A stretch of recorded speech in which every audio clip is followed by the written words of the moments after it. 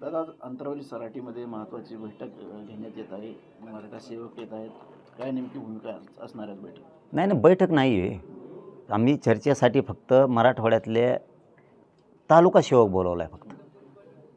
आणि गावागावात नोंदी रेकॉर्ड शोधणारे, कुणबी प्रमाणपत्र काढून देणारे ह्या बांधवांना बोलवलं आहे आम्ही इकडं.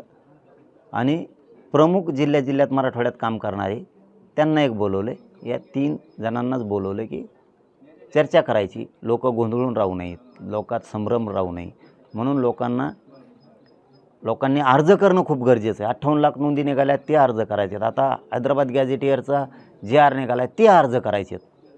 काही आमचे गरीब माणसं आहेत, त्यांना नाही लक्षात येत लवकर कसा करायचा बाबा अर्ज, कुठं करायचा बाबा, काय करायचं. मग आपण तालुका सेवकाला सांगू, तो गावागावात जाऊन सांगल. परत आपण नोंदी शोधणाऱ्याला सांगू, ते गावागावात जाऊन सांगल.